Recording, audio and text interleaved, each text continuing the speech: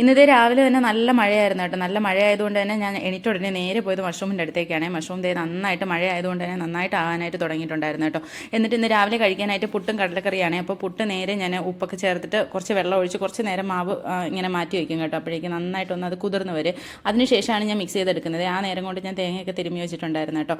അപ്പോൾ കടലക്കറിക്ക് ഞാൻ സവോളയും അതുപോലെ തന്നെ ഇഞ്ചിയും വെളുത്തുള്ളിയും ചെറിയ ഉള്ളിയൊക്കെ ആയിട്ട് കുറച്ചൊക്കെ മാറ്റി വെച്ചിട്ടുണ്ടായിരുന്നു കട്ട് ചെയ്തിട്ട്. അതുപോലെ തന്നെ എണ്ണ ഒഴിച്ച് പട്ട, ഗ്രാമ്പു, ഏലയ്ക്ക, അതുപോലെ തന്നെ കുറച്ച് പെരിഞ്ചീരകവും കൂടെ ഇട്ടിട്ട് ഇഞ്ചിയും വെളുത്തുള്ളിയും കൂടെ ഇട്ട് നന്നായിട്ടൊന്ന് ഇളക്കിയതിന് ശേഷം ഞാൻ അതിനകത്തേക്ക് സവോള നന്നായിട്ട് അരിഞ്ഞത് ഇട്ട് കൊടുത്തിട്ടുണ്ട്. അതിൻ്റെ അകത്തേക്ക് കുറച്ച് ഉപ്പും കൂടി ചേർക്കുമ്പോൾ നന്നായിട്ട് പെട്ടെന്ന് കുക്കായി കിട്ടും കേട്ടോ. അതൊന്ന് നന്നായിട്ട് ആയി വരുമ്പോഴേക്കും നമ്മൾ ബാക്കിയുള്ള കാര്യങ്ങൾ ചെയ്ത് കൊടുത്താൽ മതി. അപ്പോൾ ഞാൻ അത് കഴിഞ്ഞൊന്ന് നന്നായിട്ടൊന്ന് ആയി വന്നപ്പോഴേക്കുമാണ് മല്ലിപ്പൊടിയും മുളക് പൊടിയും അതുപോലെ തന്നെ മഞ്ഞൾപ്പൊടിയും കുറച്ച് കുരുമുളക് പൊടിയും കൂടി ചേർത്തിട്ടുണ്ട് കേട്ടോ. അത് നന്നായിട്ടൊന്ന് കുരുമുളകിൻ്റെയൊക്കെ ആ പച്ച ചൊവയൊന്ന് പോയി വരുമ്പോഴേക്കും നമ്മൾ ഒന്ന് കുറച്ച് കശുവണ്ടിയും കൂടെ എടുത്ത് വെച്ചിട്ടുണ്ട്. അതും കൂടി ഇട്ട് കൊടുത്തേ. എന്നിട്ട് ഞാനത് തണുക്കാൻ മാറ്റി വെച്ചു. അപ്പോഴേക്കും പുട്ടൊന്ന് റെഡി ആയിട്ട് വന്നിട്ടുണ്ടായിരുന്നു. അപ്പോൾ അടുത്ത പുട്ട് ഞാൻ വെക്കുവാണ് കേട്ടോ. ആ ഒരു സമയം കൊണ്ട് തക്കാളി നേരത്തെ ഞാൻ അരിഞ്ഞ് വെച്ചിട്ടുണ്ടായിരുന്നേ.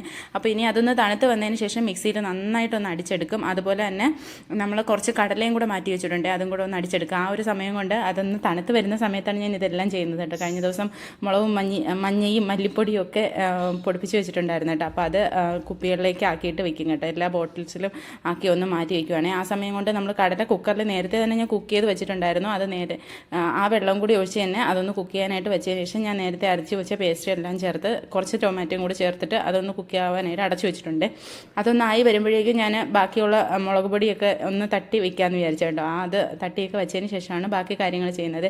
ഇനി നമുക്ക് അതൊന്ന് തിളച്ച് വരുമ്പോഴേക്കും ആ ടൊമാറ്റോ ഒന്ന് കുക്കായി വന്നതിന് ശേഷം കുറച്ച് താളിച്ചിട്ടാൽ മതി കേട്ടോ. അത് കടുകും കറിവേപ്പിലയും മല്ലിയിലയൊക്കെ ചേർത്തിട്ട് ഒന്ന് നന്നായിട്ട് കടുക് വറുത്തിടില്ലേ, അതൊന്ന് ചെയ്താൽ മതി കേട്ടോ. അപ്പോഴേക്കും നല്ല ടേസ്റ്റുള്ള കടലക്കറി കിട്ടും.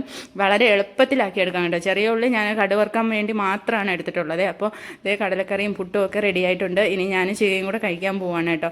അപ്പോൾ ഇന്നത്തെ ഒരു ചെറിയ വീഡിയോ ആയിരുന്നു. പ്രോഡക്റ്റ്സ് ഒക്കെ ഞാൻ ടാഗ് ചെയ്തേക്കാം. അപ്പോൾ ഇന്നത്തെ വീഡിയോ ഇത്രയേ ഉള്ളൂ. അടുത്ത വീഡിയോയിലൂടെ കാണുന്നത് വരെ ബൈ.